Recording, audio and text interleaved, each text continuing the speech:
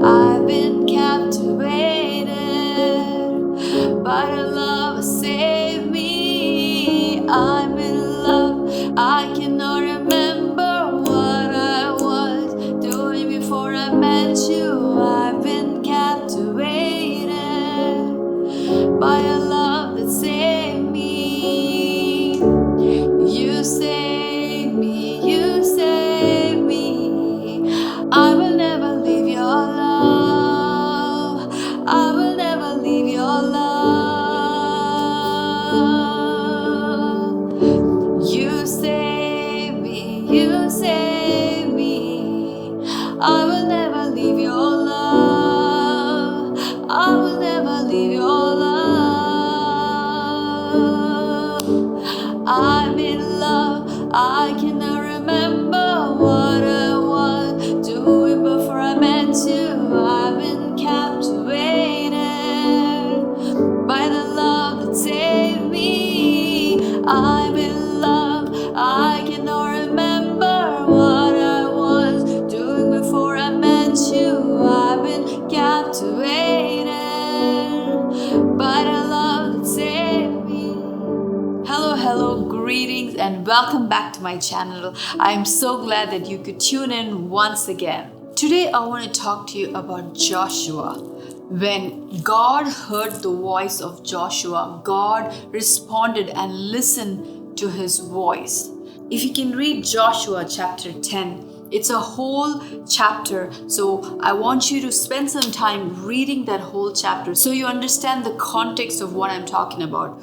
So let's go to verse 12 and 13. Then Joshua spoke to the Lord in the day when the Lord delivered the Amorites before the children of Israel, and he said in the sight of Israel, Sun, stand still over Gibeon, and moon in the valley of Ajalon. And the sun stood still, and the moon stopped, till the people had revenge upon their enemies.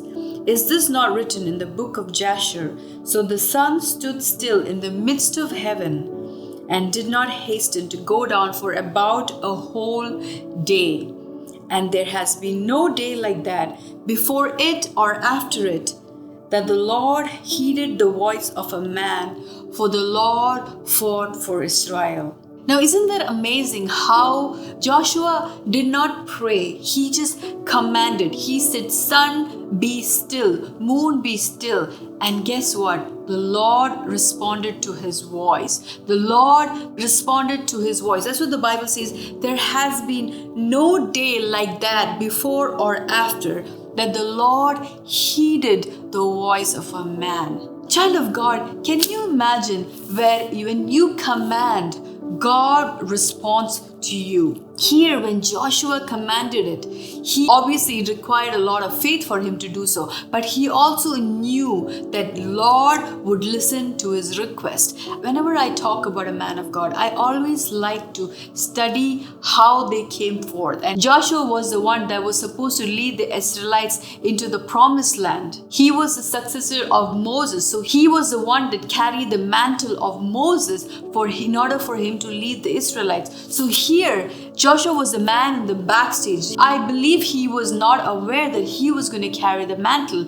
If anything, Aaron was supposed to carry the mantle. Aaron was supposed to lead the people because Aaron was the spokesperson of Moses. And one thing about Joshua, if you read Exodus 33:11, the Bible says when Moses had his face-to-face encounter with the Lord, and when he returned back to the camp, there was one man, his assistant Joshua, who stayed back at the tent and lingered. He would not depart from that because he knew that this was the place that his spiritual father or his leader had this face-to-face encounter. So he would just soak that all in. So he was a man that sought God. He didn't care, okay, Moses is not there, I need to follow him. He's like, no, this is where my father, my leader, my pastor met with God, and I need to I need to soak as much as I can and stay in this place where his father encountered God. So Joshua was a deep personality.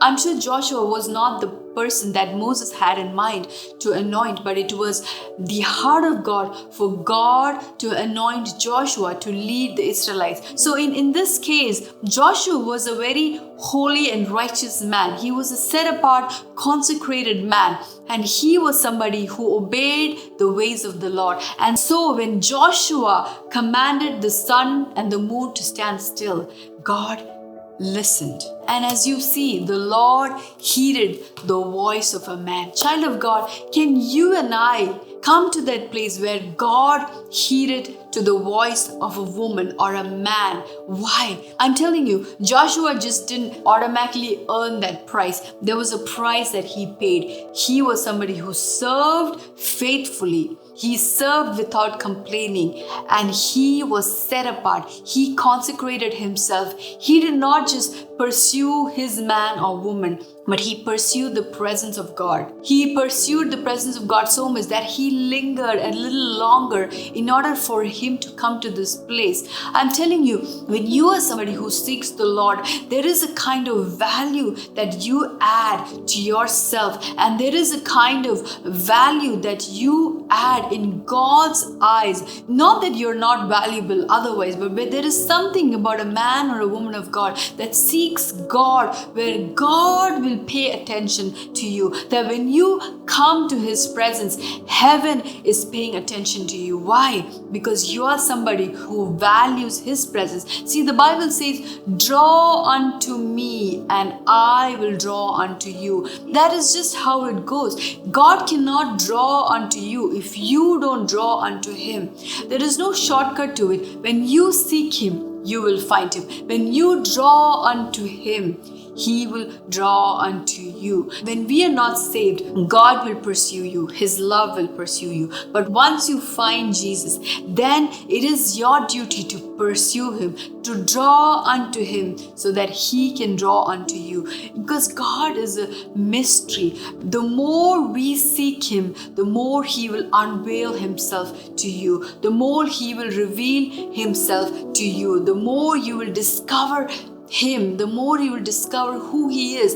And the more you discover Him, the more you discover you. So child of God, I want to encourage you, wherever you're watching from, take time to seek Him with all your heart. Take time to seek Him on a daily basis. Every day, make it a goal. God, I want to draw unto you so that you can draw unto me. Let that be your mission and your goal.